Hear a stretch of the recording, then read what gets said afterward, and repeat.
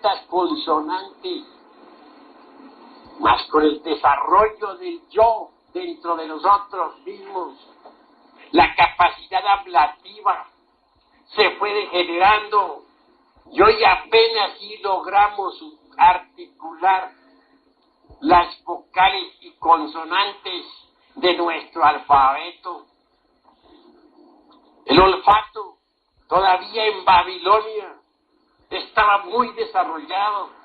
Existió una escuela donde que se dedicó exclusivamente al estudio del olfato. El rey de aquella época cerró esa escuela debido a que los discípulos de la misma descubrieron pues los malos manejos del gobierno. Eso no le convenía naturalmente al rey, y por eso cerró la escuela. Todos los negocios turbios eran registrados por el olfato de los discípulos de esa escuela. En otros tiempos conocí yo en el Pacífico las Islas Malabares, 7 islas maravillosas. Me asombraba siempre al pasar por allí ver a los habitantes de tales islas.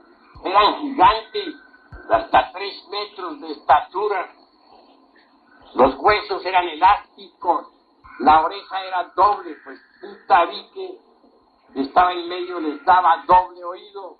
Tenían 2 lenguas y podían hablar con 2 personas diferentes, con 2 interlocutores en distinto idioma a la vez. Manejaban serpientes. Recuerdo que cada vez que por allí pasaban los buques, los veía manejando culebras. Curaban con serpientes. Bien sabemos nosotros que la cascabel cura el cáncer. Eso está ya demostrado, aunque los hombres de ciencia oficial lo rechacen. Aquellos habitantes de las Malabares, ¿qué se hicieron aquellas gentes? Desaparecieron. De la noche a la mañana nada se supo sobre las Malabares. Absolutamente nada. Los esoteristas sabemos muy bien lo que sucedió. Eso lo que voy a decirles no lo aceptarían los intonsos científicos de esta época, los deseados de sabiduría, los pseudosapientes ultramodernos, que se lo saben todo y no saben nada. Pero la cruda realidad fue que los habitantes de las Malabares fueron debidamente seleccionados por el rey del mundo, por Melquisedec, el rey de Salem, sin padre, ni madre, ni linaje alguno conocido, hablando en el sentido terrenal, como dice Pablo de Tarso, porque el padre divino de Melquisedec es una realidad y su madre divina otra. Pero hablemos de Melquisedec como hombre. Él seleccionó pues a aquellas gentes y se las llevó para su reino subterráneo, para Agartha. Hay un reino subterráneo, aunque muchos lo negasen. Las entradas a tal reino las conocen más de 500,000 de personas en el Asia. Allí vive Melquisedec, rey de Salem. Y es precisamente él, Melquisedec, el genio de la tierra. Pues bien sabemos nosotros que el gran Kabil Jesús dio testimonio de Melquisedec. Y hermanos, que reflexionemos un poco. Claro, aquellos seres no habían desarrollado el ego y por eso podían hacer prodigios y maravillas.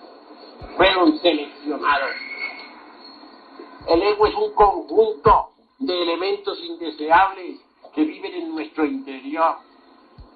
Si son reales las amibas, si son reales las lombrices en el estómago, microbios en todo el cuerpo, ¿por qué no van a ser reales los diversos elementos inhumanos que constituyen el ego? Y claro que son reales. Entre esos elementos indeseables está embotellada la conciencia, la esencia, la parte anímica de nosotros. Debido a eso, desgraciadamente, los seres humanos han perdido el poder sobre la naturaleza. Ya no son capaces de entrar en la tierra prometida, en los campos de Ulises, en el Edén, donde los ríos de agua pura de vida manan leche y miel. Si destruimos el ego, nace la luz. Quedamos iluminados, despertamos, empezamos a ejercer poderes sobre el fuego, sobre el aire, sobre las aguas, sobre la tierra. Necesitamos que el ego sea disuelto, desintegrado. Todos lo llevamos adentro y hay que destruirlo. Si no actuamos en esa forma, no tendremos el poder para manejar los poderes del fuego, del aire, de las aguas y de la tierra. Pero si nosotros destruimos el ego, si lo desintegramos, si lo reducimos a cenizas, obviamente vendrá para nosotros los poderes y la luz y la sabiduría y el amor auténtico.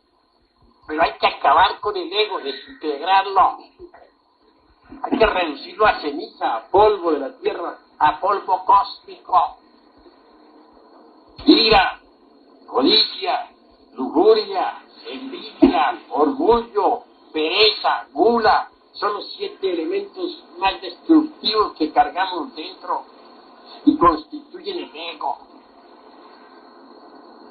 Dicen que Jesús de Nazaret sacó del cuerpo de la Magdalena 7 demonios. Pues esos son los 7 pecados capitales que si multiplicamos por otros 7 y otros tantos 7 y más, tendremos legión. Cada uno de nosotros en su interior carga legión. En el Evangelio al poseso se le llama legión. ¿Cuál es tu nombre? Dijo, legión. Cada uno de nosotros es legión, pero legión de demonios, desgraciadamente. En esas condiciones nuestra conciencia está embotellada entre la legión, metida dentro de cada demonio. Por eso somos incapaces, por eso no tenemos la auténtica iluminación, por eso ya no podemos manejar los elementos de la naturaleza, etc. Pero si destruimos la legión, si dejamos de ser legión, como nos llama el Evangelio, entonces quedará en nosotros otra vez la conciencia libre, sin manchas, pura, limpia, recta. Así pues, hermanos, ha llegado la hora de comprender la necesidad de disolver el ego, de reducirlo a cenizas, de convertirlo en polvo de la tierra, en polvo cósmico.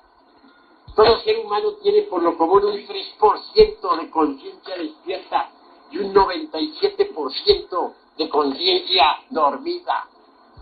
Cuando eliminamos determinados elementos indeseables, en nuestro interior cargamos, sea ira, sea codicia, sea lujuria, sea envidia, sea orgullo, pereza o gula, etcétera, etcétera, etcétera, aumenta el porcentaje de conciencia porque la esencia enfrascada en tales elementos indeseables se emancipa. Y así podemos llegar a tener un 4% de conciencia despierta, y un 5%, y un 10%, etcétera. Quien llegue a tener un 50% gozará de una gran iluminación. Pero para llegar a quedar completamente iluminados y resplandecientes, se necesita por lo menos un 100% de conciencia despierta. Ahora van viendo los hermanos que es necesario despertar. Ustedes están dormidos, den cuenta que están dormidos. Ustedes no están despiertos. El mundo no es como ustedes lo están viendo. Ustedes lo están viendo en sueños. Ustedes no han visto el mundo todavía. Lo están viendo a través de su fantasía, a través de sus sueños. Pero ustedes no conocen el mundo, no lo han visto. Viven en él y creen que lo conocen. Pero no es como ustedes creen que es. Es diferente. Y tiene 7 dimensiones básicas, fundamentales. Pero ustedes no lo conocen. Ustedes necesitan necesitan salir del estado hipnótico en que se encuentran. Cuando ustedes salgan de ese estado, verán el mundo como es, verán el aire de diversos colores. En vez de estos árboles físicos, verán ustedes a los elementales gigantescos de los árboles. La tierra la verán muy distinta. Verán que es un organismo vivo.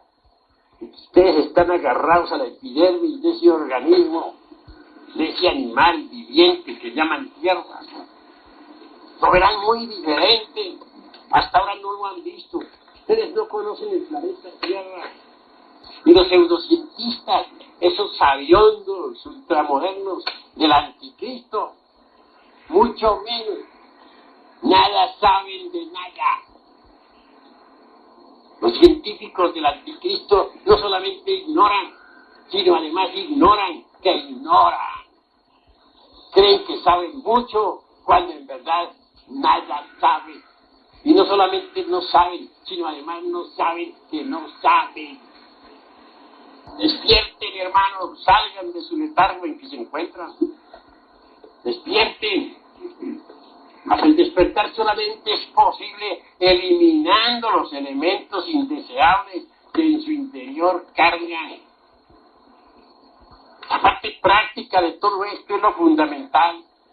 Si yo no les hablara a ustedes ahora de la parte práctica, de cómo desintegrar esos elementos indeseables para conseguir el despertar y ver el mundo tal como es, pues así habría perdido el tiempo. Nada les habría dicho. Pero yo les invito a ustedes a la autoobservación psicológica. Les invito a entrar en el terreno de una psicología experimental, revolucionaria, rebelde, a salir del estado de coma en que se encuentran. Muy fácil aceptan los dormidos que tienen un cuerpo de carne y hueso porque lo pueden tocar físicamente. Pero cuesta trabajo que acepten una psicología, porque esa sí no la pueden ver ni tocar. Cuando alguien acepta en verdad que tiene una psicología, comienza a observarse a sí mismo. Y cuando alguien comienza a observarse a sí mismo, pues obviamente se convierte en una persona distinta, en una persona diferente, en alguien que tiene inquietudes íntimas, en alguien que quiere cambiar, en alguien que quiere despertar. Es en el terreno de la vida práctica donde nosotros debemos autodescubrirnos, en relación con las gentes en nuestra propia casa, en relación con nuestros amigos, en el café, en el restaurante, en la fábrica. Si estamos alertas y vigilantes como el vigía en época de guerra, podremos ver nuestros defectos. Es obvio que los errores escondidos afloran entonces espontáneamente y entonces los vemos. Defecto descubierto debe ser comprendido profundamente en todos los niveles de la mente. Defecto descubierto debe ser debidamente eliminado.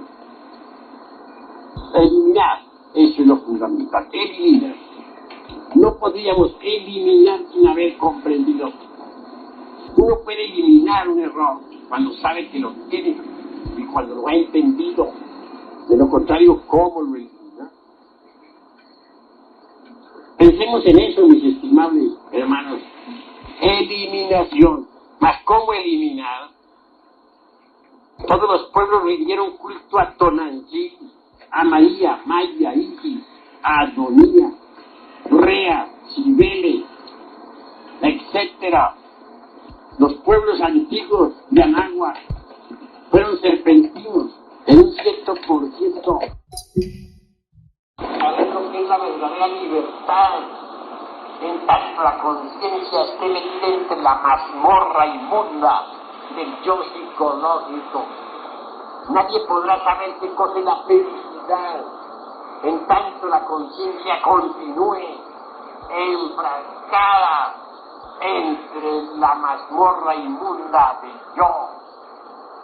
Nadie podría saber realmente